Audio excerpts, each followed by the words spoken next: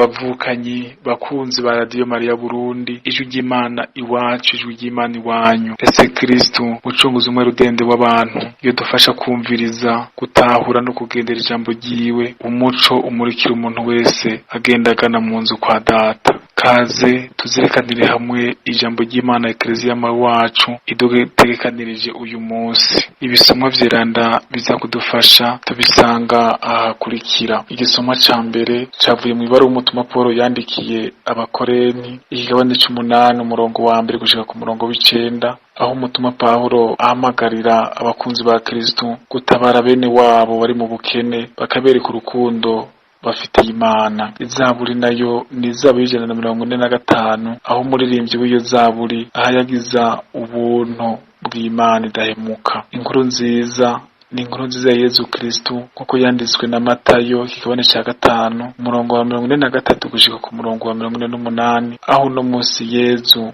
asubira kutwibutsa ko dutegerezwa gukunda n'abansi bacu nyene, kutwigane Data akunda babi n'abeza. Muri uko kuzirikana ijambo ry'Imana muri kumwe na Patiri Hervé Ntambaga, Diocese nkuru ya Gitega, kabandanguriye ubutumwa muri Paruwase ya Kirimbi. Yaga Mukama umusavyi wawe aguteze yompi.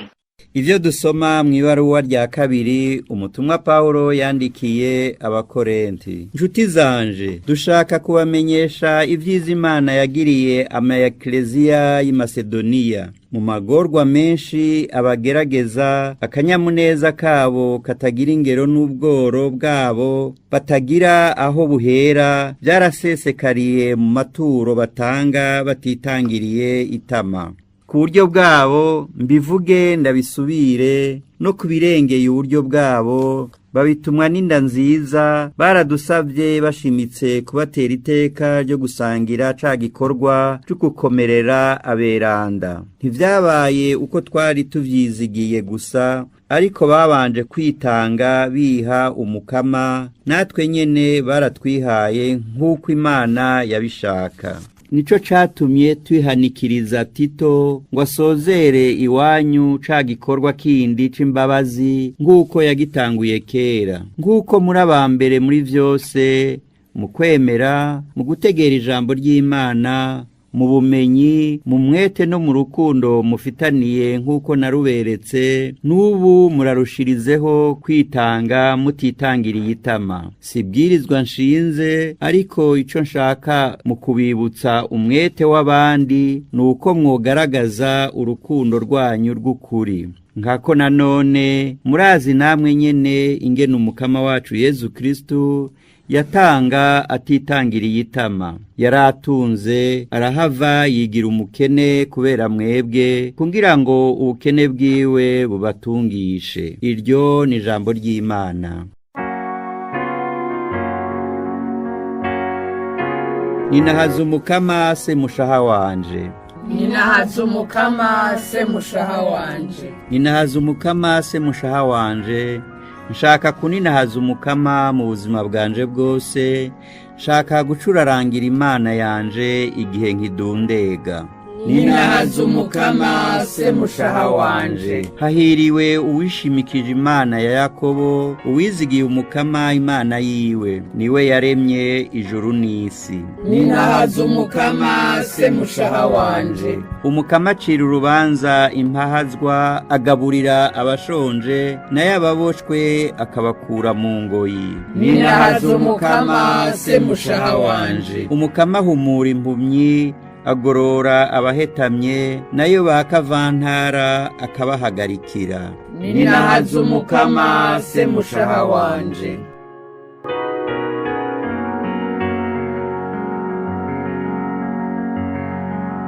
Inkuru nziza ya Yezu Kristo nk'uko yanditswe na Matayo. Muri irya minsi Yezu yabariye abigisha biwe n'ishengero ry'abantu ati, mwarumvise ibyavuzwe ngo uzokunde umugenzi wawe wankumwasi wawe. Cyo rero ndabibabwiye nti, kunda abansi banyu kandi musabira ababahama, kumerekane ko muri abana ba so wanyu uwo mw'ijuru aho izuba ababi n'abeza agaha imvura intungane n'indyarya, kuko mukunze ababakunda gusa impera yanyu izoba iyihe? Abatoza kori bo ntibabigira, kandi muramukanije na bene wanyu gusa muba mugize igiki cyakatabonetse? Abapagani bo ntibabigira. Niho rero nimube beranda nk'uko so wanyu wo mw'ijuru ari mweranda. Twakire kandi dushimagize inkuru nziza ya Kristo.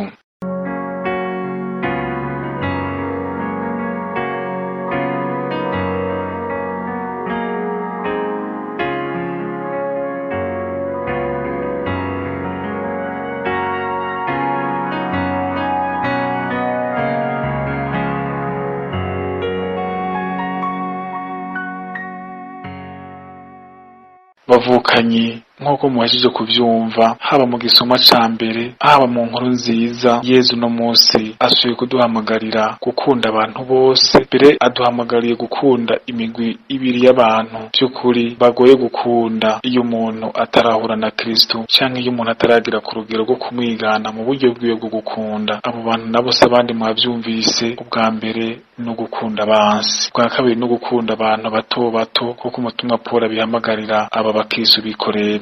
Bavukanyi, umuco wo gukunda, umuco w'ubuzima bwacu cyane cyane mu vyerekeye urukundo usanzwe urugize umutima w'abantu muri kamere, ahantu uva atari kuri Kristo, atari muri wa mushadure ukagushemeza badukunze urutiziganya. Kandi uyu munsi cyo kimeneje wahise hama hari agafungo mu vyerekeye urukundo, akatari gake turirya kara tukishira heza tugira tuti turakundana, ko dushize hamwe nabo dusangiye amadini, abo dusangiye ubwoko, abo dusangiye ibihugu, ariko tutarashikira ku rukundo nyakuri. Imana duhamagarira kwa rukundo rwo gukunda umuntu kwari ari no dufasha kwigana data. Ne kugira ngo iyo jambo ry'Imana ribandanye ritumurikira, turizirikane mu ntambwe zitatu. Ubwa mbere, inkuru nziza ya Yezu Kristo idusaba gukunda abantu kuko data yabakunze. Bavukanyi, Yezu Kristo umuco w'ubuzima yadutomoreye mu nkuru nziza, nidukunda abantu nk'uko data bakunda. Mbere rero kubera iyo mvo dukunde n'abansi bacu, ntiturabe ntiduharure ivyo batugirira. Ubwo nibwo buryo by'ukuri bwo kwigana data, nibwo buryo bwo gusa n'Imana nk'uko Yezu yabivuze, iha imvura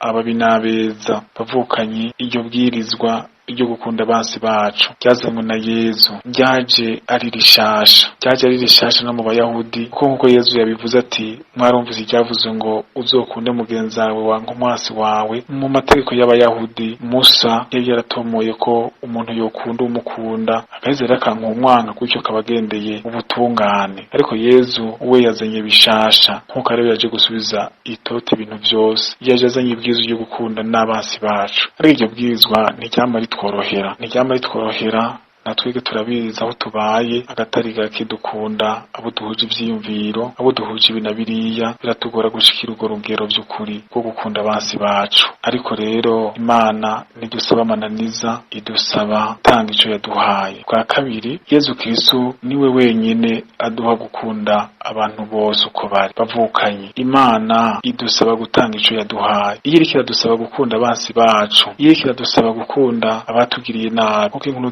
yabitwigishije, Imana iriko idusaba gukorera abandi ico yadukoreye. Kuko Imana nk'uko Yohana avyigisha, yadukunze ubwa mbere, idukunda tukiri abansi bayo, idukunda tutabikwiye. None dusaba ko natwe nyene twogira iyo ngendo imbere y'amagara make ya bene wacu, mbere n'imbere y'abatwanka. N'igisomba ca mbere caduhamagariye, tumaze kwiyegurira Imana, caduhamagariye gukunda abo bantu bato bato, babandi badasa neza ku mubiri mbere no ku mutima, babandi utabaha wizigiye ko bazogusubiza ejo, babandi vy'ukuri ubona mu Kristo. Ivyo vyose rero bikatwereka ico Imana yatugiriye, yadukunze tutari tubikwiye. Mbere Yezu aradukunda gushika asesa amaso ku musaraba, tasa neza ntihabe ku mutima ntihabe ku mubiri. None rero Imana idusaba ko natwe dukunda ataco dusavye, kuko Yezu agira ati, nimutanga ataco musavye kuko mwaronse ataco mutanze. Ubwa gatatu, bavukanyi, nituje kuvoma kwa Yezu umutima w'urukundo nyakuri. Bavukanyi, twebwe uno munsi no mu myaka iheze canke mbere gusumba no myaka iheze ntitubona neza icyari cy'urukundo. Bamwe bavuze urukundo bavyumva akabatari gake mu mpengamiro zabo, bamwe bakaramuza abo baramukanya nk'uko ijambo ry'Imana ryabitwibukije, tugakunda abadukunda, abo duhuriye ku nyungu zina ziriya, abandi tukabanka urunuka. abandi bakumva ko urukundo ari ukwirekura muri ibi na biriya. Uno munsi rero nituje kwa Yezu twese atwigishe icyo ari cyo gukunda Imana, icyo ari cyo gukunda umuntu. Nta yindi kaminuza kuri iyi si, nta wundi mwigisha kuri iyi si yigeze yigisha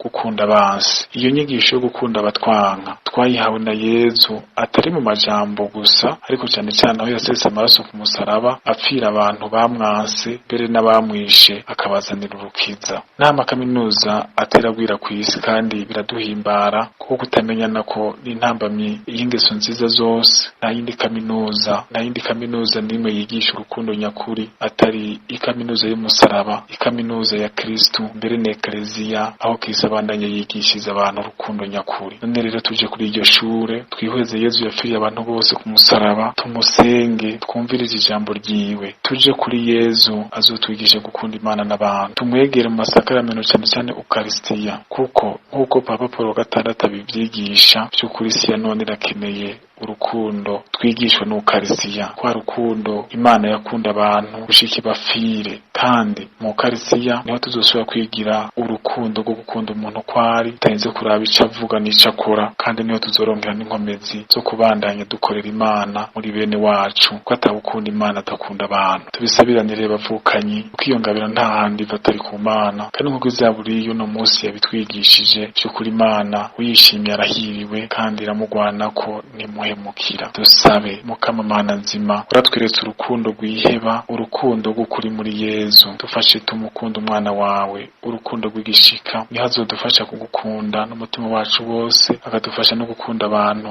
gushika dukunda abansi bacu, gushika dukunda abantu bato bato tubihebere. Duha amahoro ku isi, bizodushika n'iwawe mw'ijuru. Tubisabije Yezu Kristo umukama wacu. Bikira Mariya mugabekazi w'amahoro, dusabire.